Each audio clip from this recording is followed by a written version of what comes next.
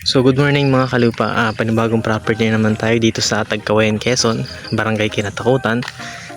May binibentang property dito na along cemented road, ayan, na sukat ay 1.1 hectares. Tapos ayan yung kalsada niya, mula sa National Highway ay nasa 7 km papasok dito. Ang status naman ng kalsada niya is rough road saka cemented. Mas marami na yung cemented sa unahan, papasok dito rough road tapos cemented ulit, so butol-butol siya. Ang kagandahan nga niyan ay dinedevelop na yung kalsada. So ngayon ang status niya maputi kasi maulan ngayong season na to. Ngayong December ay alam naman natin lahat na maulan. By January siguro maganda na yung daan niya, maputik na, matigas na, hindi na siya tag-ulan. So dito yung property may sukat na 1.1 hectares. So ang frontage naman niya ay 61 meters at ang status niya ay patag. So pasukan natin mamaya, i-explain ko lang sa inyo yung status ng daan para if ever po na gusto nyo mag-beside dito, alam nyo po yung status ng daan. Yan, to be honest po, ngayon sinasabi ko nga po na rough road po yung iba niya, tsaka cemented po. So kagandahan na nga po ay dinedevelop na po yung daan. Ayan po, dito po sa kabila dyan, sa dulo nyan ay meron po ditong school.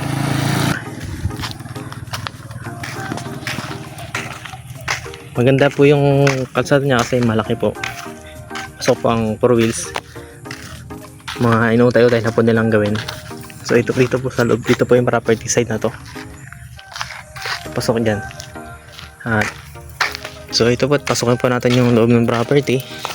Ito po ay may sukat na at kumpleto na rin po ang title, ang title nito. Naka na po siya, updated po yung title kasi naka blue title na po. TCT na po ito. So ito po yung laman ng property. May mga niyog pa naman po na ilan-ilan. Tapos may mga hardwood. May puno pa rin po ng mangga. Saka ang po niya, patag po. Pagandahan pa yung patag po siya.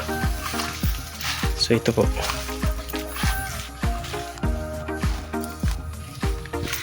So ito yung lugar. Ang ganda ng part na dito, patag siya, hindi siya mahirap puntahan. So ayan o, may buno ng mangga. Sa mga naghahanap ng mini farm, pwede po ito for investment or retirement nyo po, pwede po ito. 1.1 hectares. Ito po yung muhon.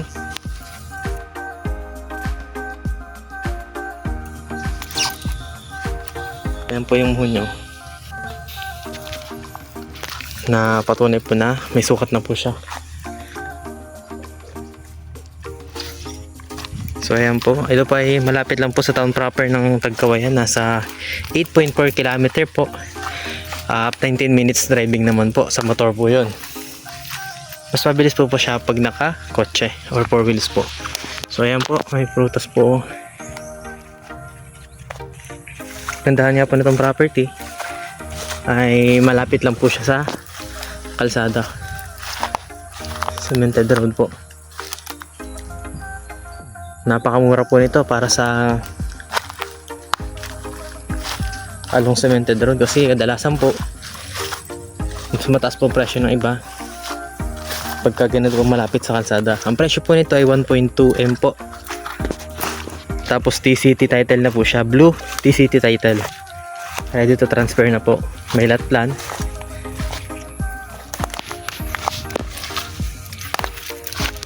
Saka yung pong kalsada niya, pag lumipas po ng ilang years ay pag sementado na po lahat yan ay tatas na po ang presyo ng property na to, tatas na po yung value niya.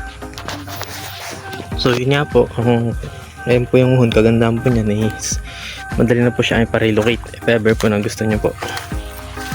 Wala naman po tayong problema sa kuryente, may kuryente po dito, may source din po ng tubig. Tapos yun po, may signal din po ang mobile phone. Din pwede po. Pag ganun po palang itsura ng property, pahaba, 1.1 hectares po yan. Lot 5 po ito. Doon po sa kabila ay may binibenta din na 1.1 hectares na ang sukat po ay 1.1 din. Yun po yung lot 3. Kasi yung lot 4 po is not available na po. So available na lang po ay itong lot 3 at lot 5. Ito po yung 1.2M na 1.1.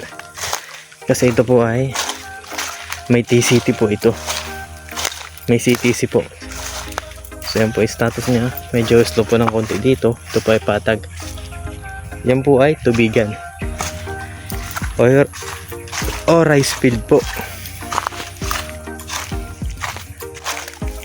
Yan, puntahan po. Kubayin po natin yung rice field niya. Masako pa po ng property.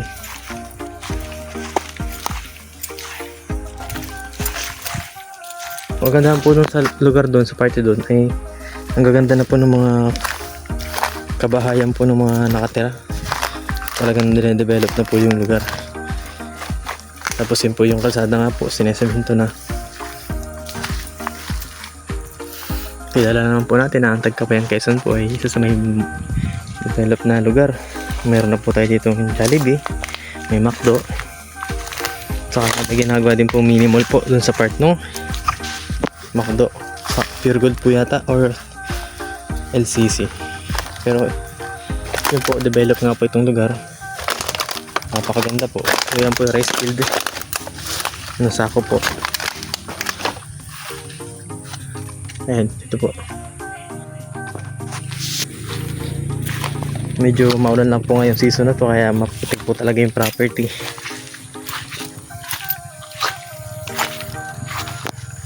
Pero by January po, pag tag-init na po ay maganda na po yung kalsada na yun. Kasi inaayos na po siya eh. Tinatambakan na po. Tapos, nile-develop na po yung kalsada. Pinasimento na po. So yan po, may mga ilan-ilan pong niyog.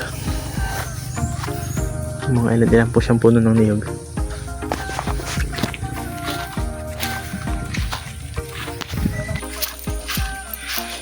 So kuya, ano pa bang itsura ng lupa po niya? Paano pang hugis? Dito kasi yan. Ito po. Papunta dun. Pag ganun po. Oo, may dinaanan dun yung parang puno dun na ano eh. Akasya din. So ito po yung boundary niya. Ito bukod na ito. Ang ganda rito sa likod. Ito dito, papunta dun. Papunta dito. So pa-square po siya. May ilang muhon ka po ito? 4 ito eh. 4 din. So ito po yung isang muhon na boundary niya.